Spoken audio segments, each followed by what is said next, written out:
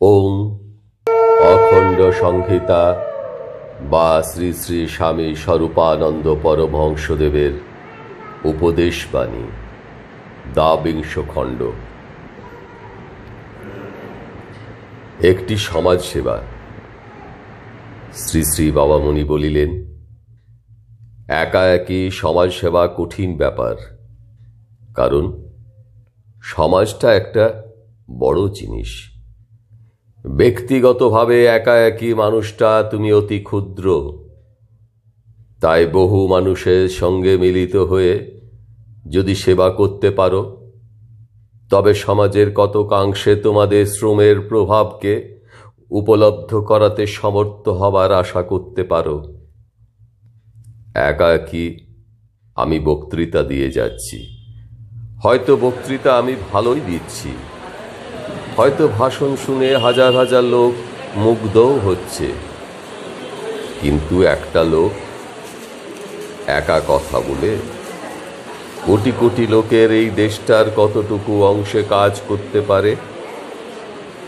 আমি যে কাজটা করছি সে কাজটা একেবারেই নিঃস্বার্থভাবে করছি বলে সঙ্গী সাথী পাওয়া ভার হয়েছে, কিন্তু প্রাপ্তির ব্যবস্থা করতে পারলে আরও 2-10 জন বক্তাকে মঞ্চে দাঁড় করানো যেত, কিন্তু তাদের কণ্ঠস্বরে মাধুর্য থাকলেও লোক আকৃষ্ট হবে না।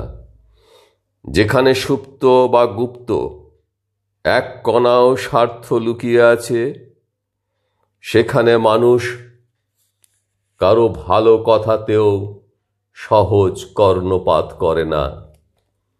যে কাজ আমি বিনা বেতনে অল্প অল্প করে করে যাচ্ছি, এ কাজ আরো হাজার হাজার লোকের করা দরকার।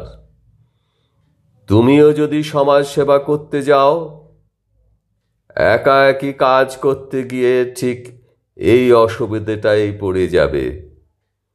গ্রাহকরা আসবার আগেই যদি হাট ভেঙে যায়, তবে আর কি লাভ হলো? সুতরাং গ্রামে গিয়ে সমভাবের ভাবুক তরুণ কিশোরদের ডেকে এনে সংঘ করো এবং সকলে মিলে একত্র হয়ে কাজ করার চেষ্টা করো।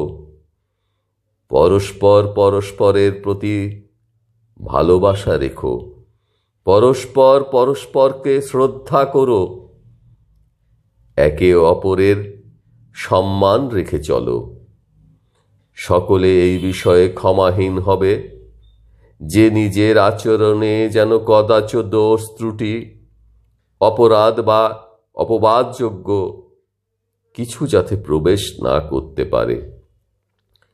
ফুলের মতো সুন্দর হও আর মালার মতো এক সূত্রে গ্রথিত হও।